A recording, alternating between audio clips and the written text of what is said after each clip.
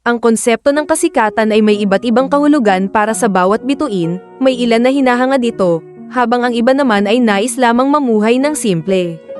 Ang pagiging palaging nasa harap ng kamera at ang kawalan ng pribadong buhay ay maaaring maging mahirap, ngunit sa huli, ito ay tungkol sa kung paano nila hinaharap ang lahat. Ayon kay social media superstar Ivana Alawi, siya ay may kumpiyansa sa kanyang pagkatao at nananatiling totoo sa kabila ng kanyang kasikatan at kayamanan. Huwag mong ilagay sa ulo mo. Yun. Huwag mong ilagay sa ulo mo. Kung ano man ang nangyayari, sumisikat ka, ang importante ay huwag mong ilagay sa ulo mo, ani Alawi sa panayam ng ABS-CBN News. Dagdag pa niya, hindi niya iniintindi kung siya man ay nasa itaas ng listahan o hindi. Ang mahalaga sa kanya ay ang kasiyahan sa kanyang ginagawa. Hindi ko kasi iniisip ang mga top. Wala talaga. Ine-enjoy ko lang talaga siya. Kapag inisip ko, mababaliw at mapre-pressure lang ako. Enjoy lang, wika niya. Sa likod ng kamera, ibinahagi ni Alawi na mas pinahahalagahan niya ang mga simpleng bagay tulad ng pagsasalo sa pagkain kasama ang kanyang pamilya at pagbibigay ng oras para sa kanyang kalusugan, dahil para sa kanya, ang kasikatan at kayamanan ay hindi mahalaga. Yung oras sa pamilya, magluluto kami, kumakain kami ng sabay-sabay, yan yung mga simpleng bagay na hindi mo mabibili. Lahat ng pera, bags mo, hindi mo madadala. Ni-enjoy ko kung anong mayroon ako pero hindi ito yung mahalaga. Ang pinaka-importante ay ang pamilya ko kasi sila yung nasa tabi ko nung nahihirapan ako, pagbabahagi niya. Pinagpapala ng pagmamahal ng kanyang pamilya, idinagdag pa ng kapamilya star, mayaman ako sa pagmamahal, sa pamilya. Ang pera, mawawala rin yan. Contented ako kung anong mayroon ako. Habang patuloy na lumalaki ang kanyang taga-subaybay, dumarami rin ang kanyang kritiko. Gayunpaman, hindi niya ito binibigyang pansin.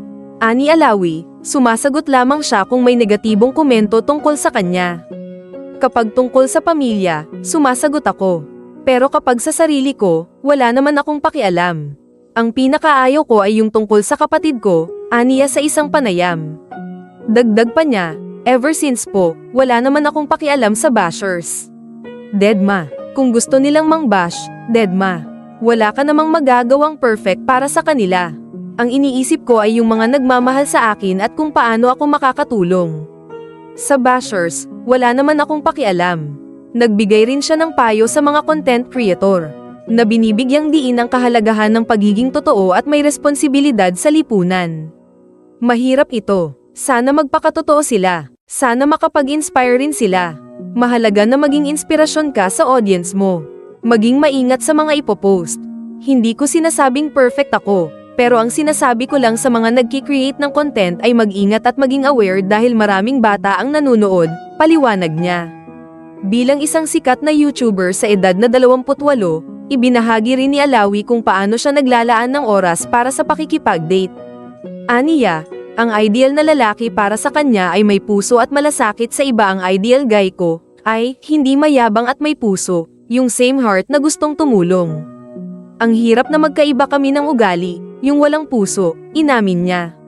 Ibinahagi rin niya ang tungkol sa kanyang dating relasyon, 3 taon yung pinakamatagal.